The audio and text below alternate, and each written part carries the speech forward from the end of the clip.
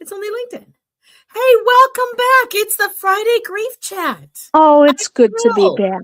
I'm Deb, like our t-shirts say. And we're the Friday Grief Chat, and it's good to be back where we belong. Although I kind of feel like lacrosse is also where we belong part of the year. Oh my gosh, I invested myself in ice cream. Yes, thanks, Jakob von Wieling. You got us all into all the ice cream trouble. That was Yes, you great. did. Oh my Trust someone gosh. from Holland to drag us all to ice cream every single Oh day. my gosh. I love it. Well, here is our um Our thing that program. we had. Our and I thought we could talk about some of what we did, but I do want to say if I don't look at what the news says, because there's a couple zingers that hit me in the last 2 days from the government when I didn't think it could get any worse, then they cut out, a bunch of belief systems that the chaplains aren't trained for. And so 180 exactly. So they didn't want to make it stressful on the chaplains to pray with people who are not part of 33 religions or variations of a theme. But other than that, Mrs. Lincoln, let me tell you, it is so beautiful here. You can see the reflection of trees, but I'm going to turn this camera around just for a moment so you can. This is just one of the serene places at my brother's 220 acres. Just one. This is one of the porches. Isn't that So, beautiful? and what a great birdhouse and bird houses that he has. And I'm just sort of, you can smell the lilac tree from over there, and there's 3 dogs around. And at night, you hear, I don't know how many whippoorwills. And I'm just going to actually do this here. How many whippoorwills? It's been wonderful. And this works. It And does. and how many different peaceful sounds. And it was raining yesterday, and so everything's got a lot of stillness and growth invested in it. It's very good. If you hear a little clicking, that is the electric fence to keep the goats in there. That's their lawnmower. Gotcha. Lawnmowers. Yes. All the lawnmowers. All the lawnmowers. So it's really good, and I just love it out here. This is really a saving grace place. So I love it. And it also has the furry cows.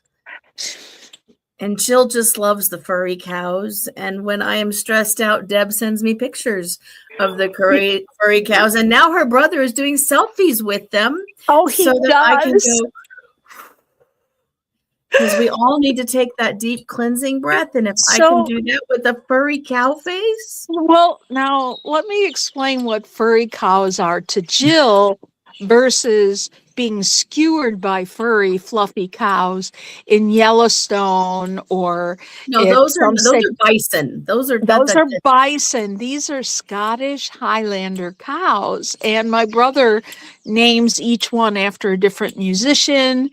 And he was telling me which musicians would be turned into ground beef, and how they're getting rid of Ferdinand the Bull if 2 of the cows aren't calving by in a couple months. And so it's really cool.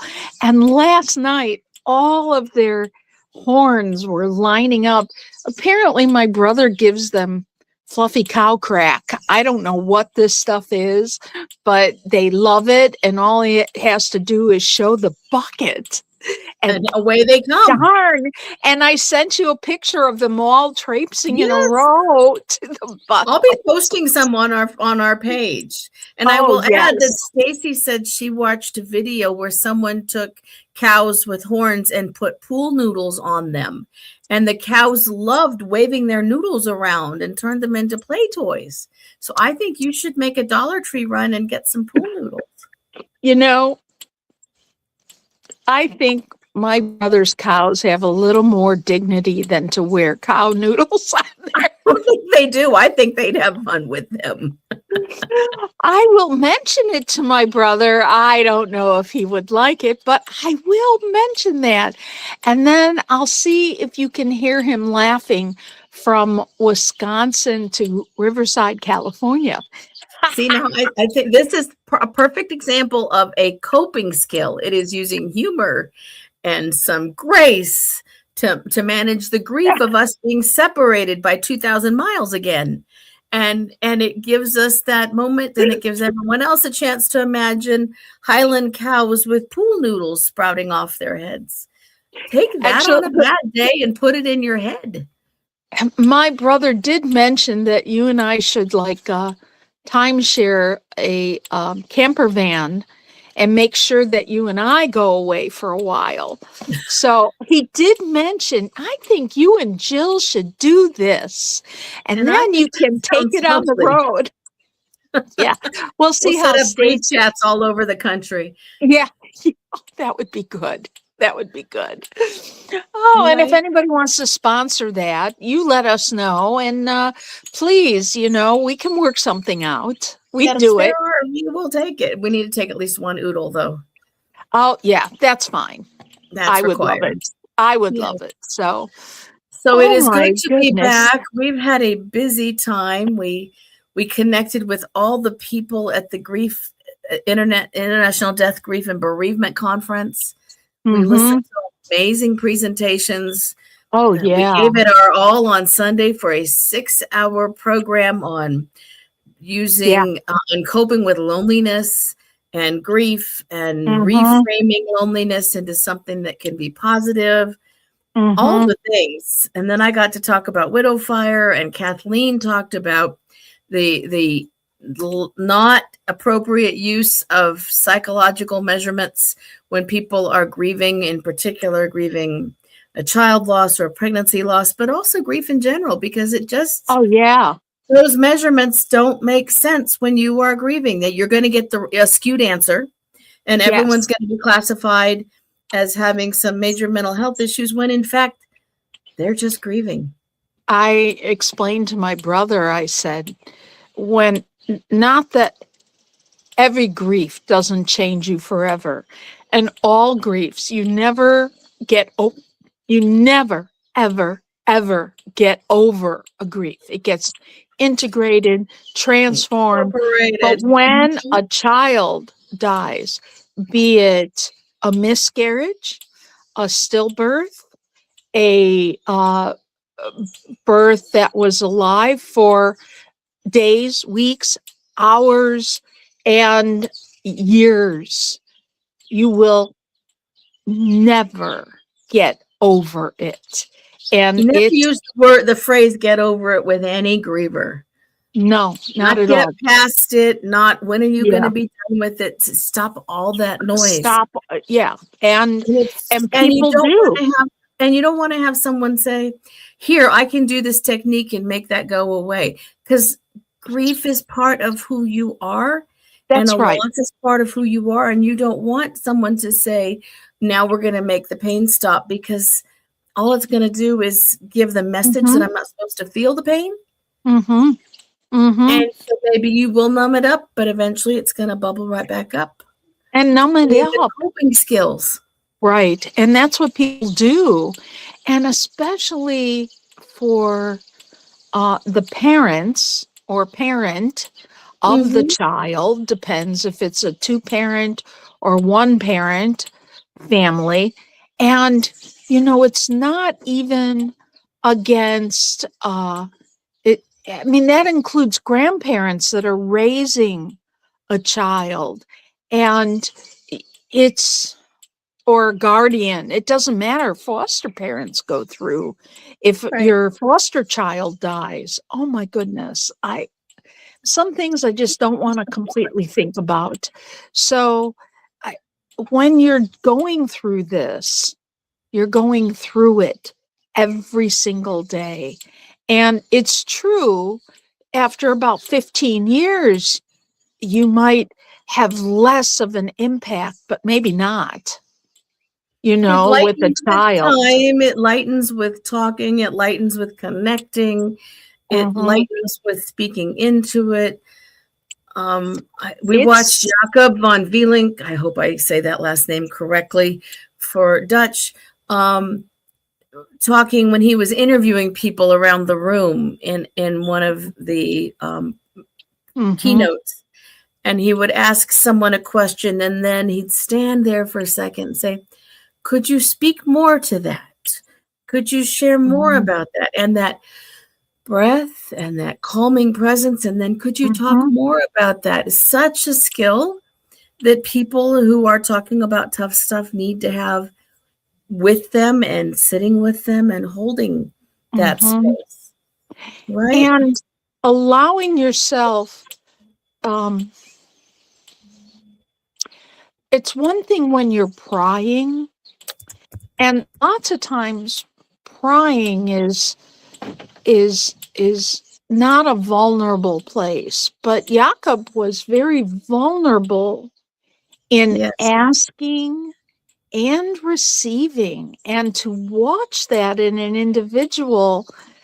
uh, Maybe your therapist is like that. Maybe you have good friends like that. Maybe you have a person, a religious or spiritual leader like that. To be in that space, I hope you have a coach like that, and like I said, therapist, where you can be inviting in that space, but also being vulnerable enough that if they say, I'm not able to take that in and understand and be with that person. Yeah, it was really a lot of heartfelt stuff. I'm going to reach right behind me and sort of talk about with you and remind you of some of the events we went to. Hang on one It was moment.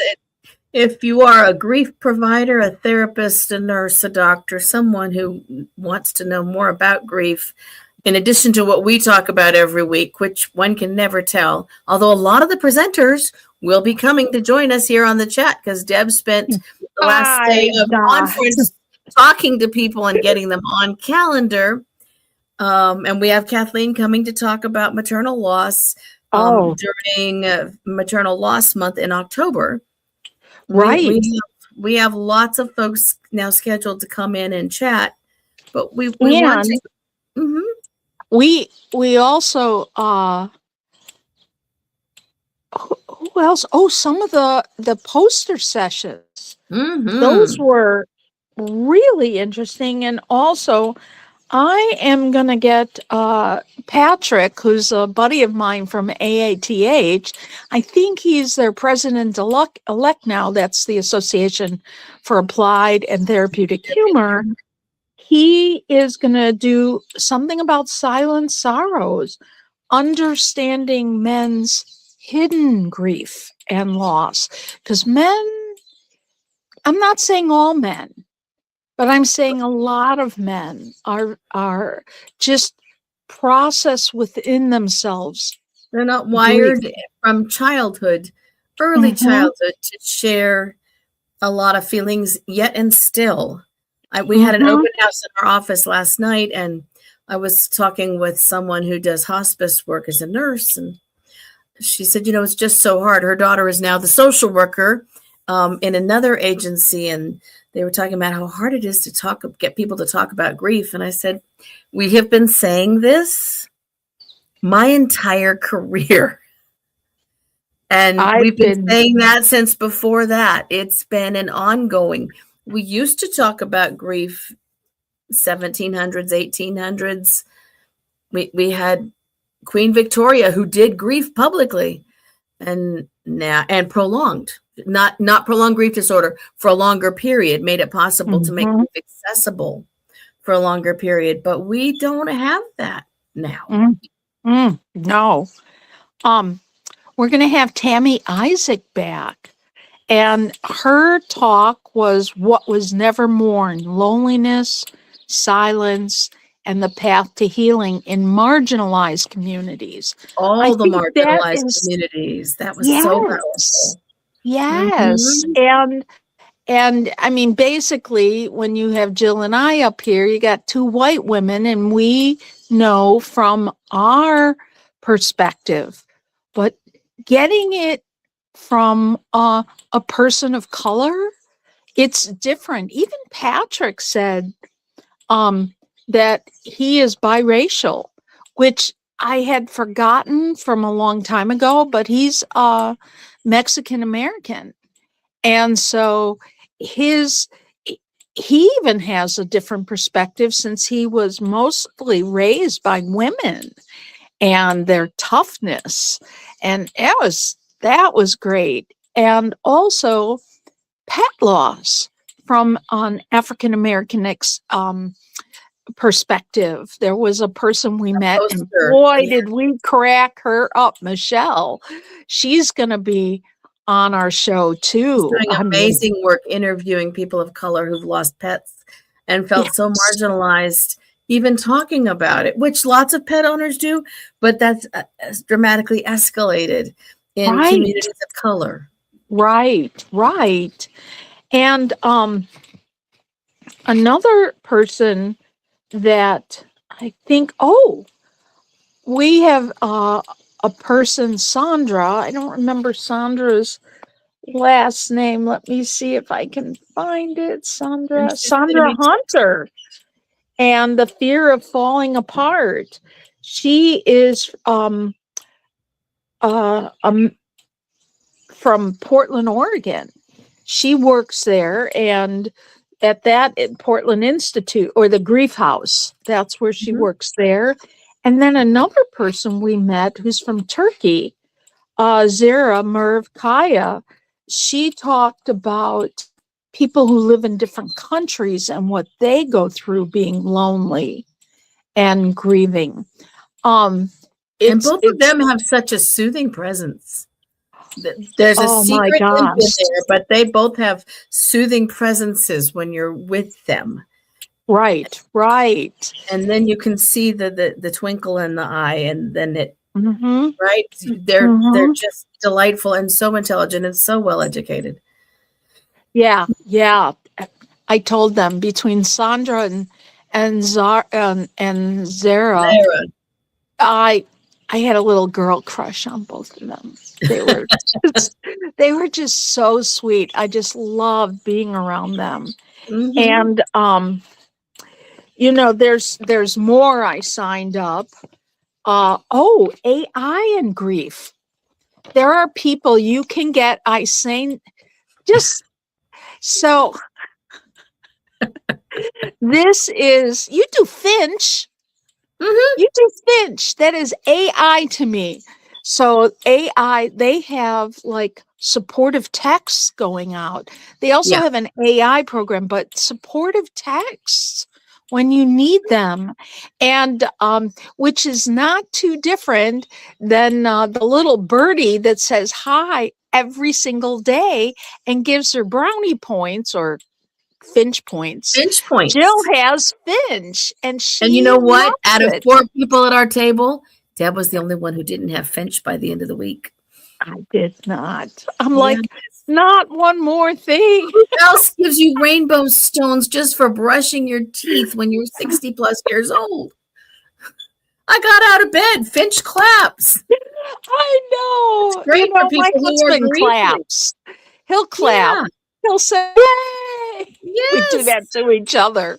Did you get into bed all by yourself? Did you get into bed on time?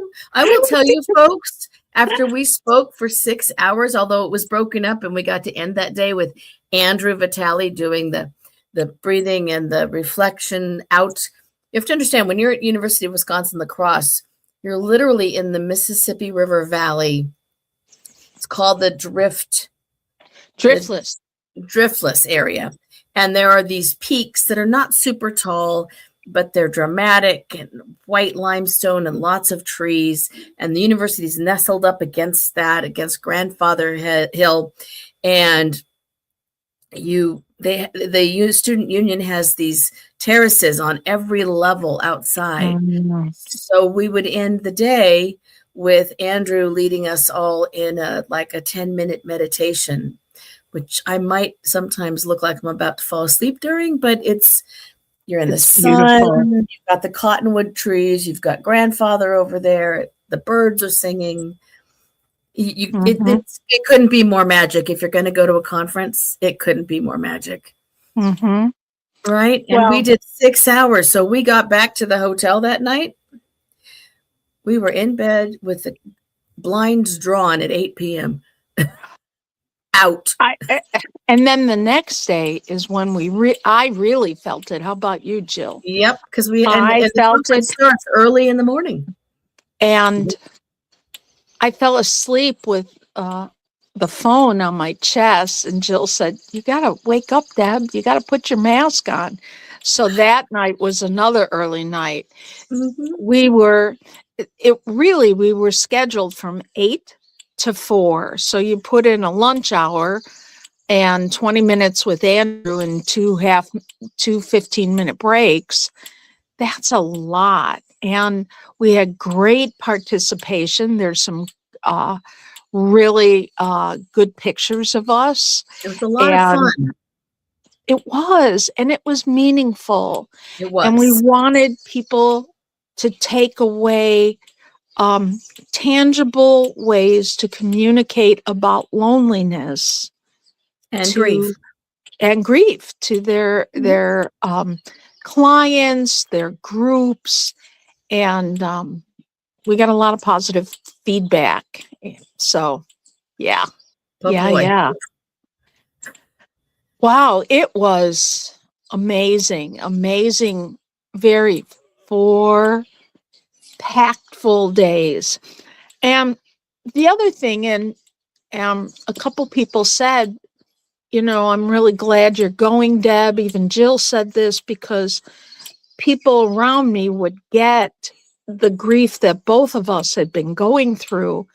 And by one of those dinners, I started to laugh really hard, because I was my regular goofy self, but I was so deadpan that Andrew started laughing. And I know a lot of stories like this say, well, you had to be there. But they asked me if I wanted to order a drink, and I said, no, I'm driving. Thank you. And Andrew, there was like this little delay as he started to crack up. He said, "Didn't you walk here?" And I said, "Uh-huh." Yeah. And that just took it. We went down, down, down, down, down. But I laughed so hard. And my personal grief needed it. And then I got asked to fill in for Pete. Pete and Dan do a memorial service at the end on the last day in the morning. And it's the most solemn moment of conference. Yes. Mm-hmm. And Jill was the only one that knew. So there were like 80 names. And so Dan just divided them. But when I was reading them at night to go over people's names and stuff, the 2 people I put on there are my 2 big losses, Jeannie and John. It was hard. I had to take a breath to give a little more energy. I mean, it was hard, but I was glad Jill knew who they were. So, yeah, it's pretty amazing. And now I'll be back into everyday life after I drop my car off at the rental place tomorrow, and Jill is already back in Full swing. life, full swing. And that's a lot to come from that energy into a different energy. So Via American Airlines. Right. Oh, yeah. I still don't know how you lose a plane. I just don't understand. You don't know where you parked your plane, but that's you don't okay. know where you parked. You know why they don't? Just like my car, it doesn't have bumper stickers. It needs a bumper sticker. Every plane, I guess, should have a does. bumper sticker. I mean, I hope this doesn't come off as racist or whatever, but all American airline planes look alike. They do. And so they do.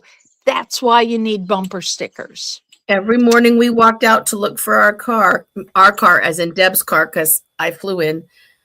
She kept trying to go to the black SUVs that had bumper stickers because she couldn't figure out which one was her car, because she's not accustomed to a car without an identity plastered on it. Yes, that's right. Yeah, that's right. And of course, my maroon reddish car at home has this wonderful bumper sticker. I hope coffee loves me as much as I love it.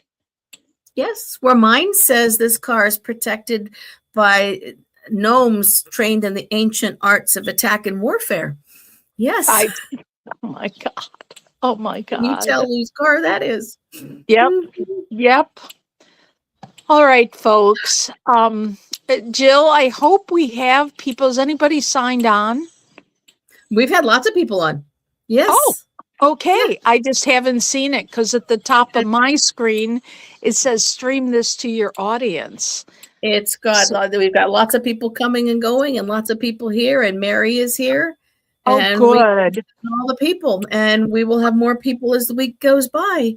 And we're going to connect with our favorite server at the restaurant at the hotel, who's going to help us more with getting the word out better and getting things back up on the podcast. Absolutely better. So we'll have that working out after we catch up a little bit with ourselves. I love it. Catching up. Yep. Hey, thanks everybody. I hope you have a great day. I'm watching bumblebees on flowers here, and there's some I think yellowtail butterflies over there, and yep. And I'm going to grab Walter, and we're going to go get some work done. We will see everybody back here next Friday. Same bat channel, same bat time, 10 o'clock, not 11 o'clock. I'm sorry that StreamYard got that wrong. I must have missed a line on the thing, but we'll be back here at 10 o'clock next Friday, Pacific time, noon Central time, 1 o'clock Eastern time, and whatever time it is in Italy and Hawaii and everywhere else in the world. Have a great weekend, everyone. Bye, everyone. Everybody.